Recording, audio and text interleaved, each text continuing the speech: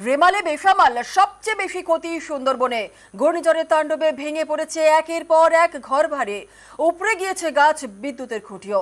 অনেক জায়গাতেই ভেঙেছে বাঁধ।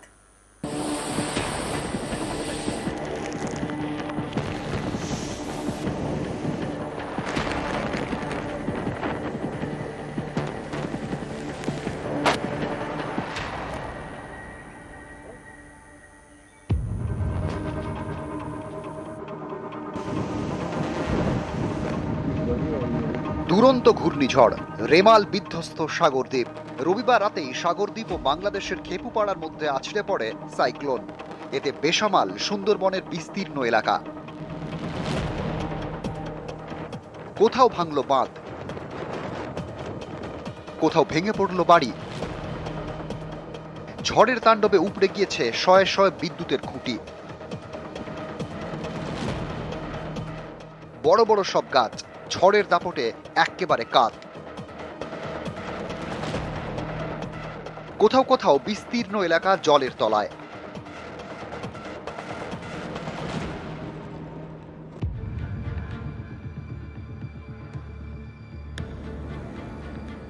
হাসনাবাদের বরুণহাট, এখানে ইছামতির পাড়ে ভেঙে পড়ে মাটির বাড়ি। নদীর জল ঢুকছে বাড়ির ভেতর, ঘর ছাড়া পরিবার।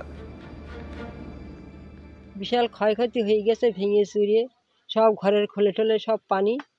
বিশাল আতঙ্কের মধ্যে ছিলাম, ঝড়ের ঝাপটায় সব কিছু ভেঙে চুরিয়ে গেছে। বিশাল অসুবিধার মাঝখানে আমাদের কি করব আমরা নিজেরাই জানি না।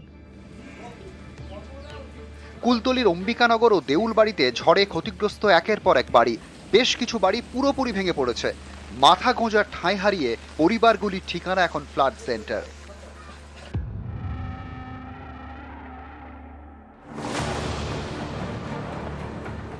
সন্দেশখালীতে রায়মঙ্গল নদীর বাঁধ ভেঙে যায়, হু হু করে নদীর জল ঢোকে গ্রামে।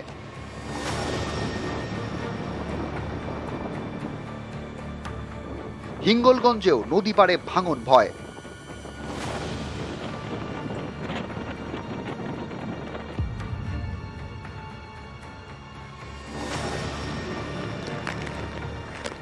রেমালের তাণ্ডবে সুন্দরবনের বিভিন্ন জায়গাতেই একের পর এক গাছ উপড়ে গিয়েছে। বাসন্তী ঝড়খালি রোডের ওপর গাছ পড়ে ব্যাহত হয় যান চলাচল।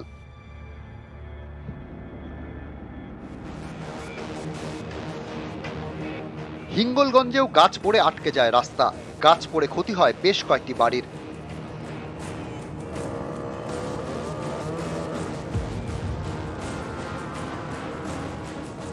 সুন্দরবনের বিভিন্ন অংশেই শয়ে শয়ে বিদ্যুতের খুঁটি উপড়ে পড়ে। নবান্ন সূত্রে খবর, সুন্দরবনের বিভিন্ন ব্লক মিলিয়ে ৩০০-র বেশি বাড়ির ক্ষতি হয়েছে। ৩০০-র বেশি বিদ্যুতের খুঁটি উপড়ে পড়েছে। নিউজ 18 বাংলা। রেমালে তাণ্ডব ফুঁসছে নদী, আর এর জোরে সুন্দরবনে বিভিন্ন নদী বাঁধে ধস। কোথাও বাঁধ উপচে গ্রামে জল।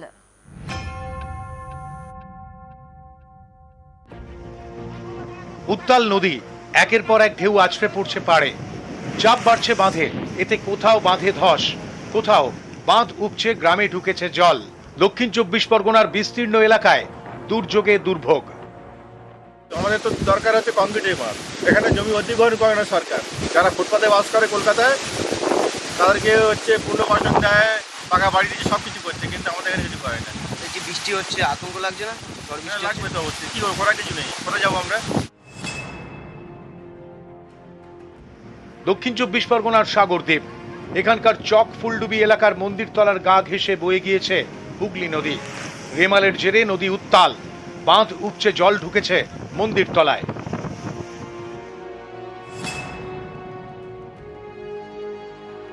গোসাবার রাঙাবেলিয়া, রবিবার রাতে এখানে গোমর নদীর বাঁধে বেশ কিছু জায়গায় ধস নামে। আতঙ্ক ছড়ায়। সকাল হতে কোমর বেঁধে বাঁধ সারাতে নেমে পড়েন নদী পাড়ের বাসিন্দারা।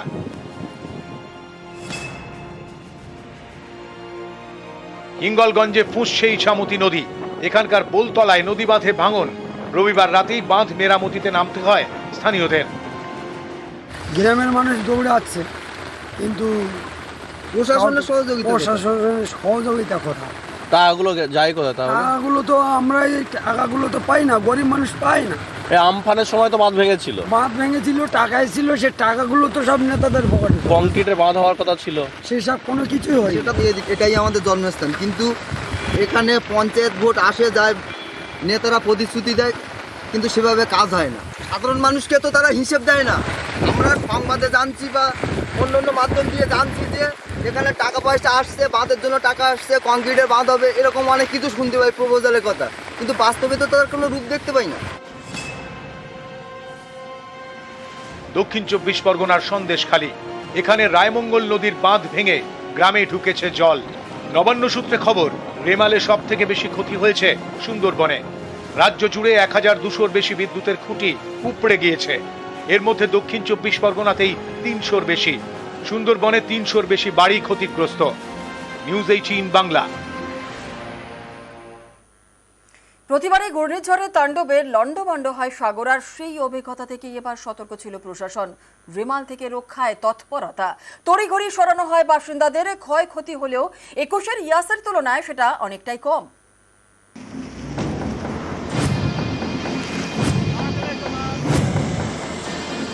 একদম যারা অসুস্থ ছিল, বয়স্ক ছিল, তাদেরকে কোলে করে করে ফ্লাড সেন্টার এবং সুরক্ষিত বড় বাড়িতে, পাকা বাড়িতে নিয়ে গিয়ে যেভাবে সহযোগিতার হাত বাড়িয়ে দিয়েছে, আমি নতমস্তকে আমাদের প্রশাসনকে প্রণাম জানাচ্ছি। আতঙ্কিত তো বহু মানুষ, প্রায় ফ্লাড সেন্টার, সরকারি হাই স্কুল প্রশাসন সরিয়ে নিয়ে গেছে। সচরাচর দেখা যায় না, দেখা যায় না। এই ঝড়ের জন্য এরকম পরিস্থিতি। দক্ষিণ 24 পরগনার সাগর ব্লক, প্রতি ঘূর্ণিঝড়েই সুন্দরবনের এই এলাকা বিপর্যস্ত হয়, ক্ষয়ক্ষতি হয় বিস্তর। এবারও রেমালের জেরে সাগরে ক্ষয়ক্ষতির আশঙ্কা ছিল, কারণ সাগর ও বাংলাদেশের খেপুপাড়ার মাঝেই আছড়ে পড়ে সাইক্লোন। তবে অতীতের অভিজ্ঞতা থেকে শিক্ষা নিয়ে এবার তৎপর ছিল প্রশাসন। অনেক আগে থেকেই তাই ঝড় নিয়ে সতর্ক করতে শুরু করে। বঙ্গোপসাগরে ঝড় আসার সম্ভাবনা রয়েছে। শনিবার থেকেই নিচু এলাকা থেকে বাসিন্দাদের ফ্লাড সেন্টারে সরিয়ে আনা হয়। প্রত্যন্ত এলাকা থেকে ভ্যানে চাপিয়েও অনেককে ফ্লাড সেন্টারে নিয়ে যাওয়া হয়।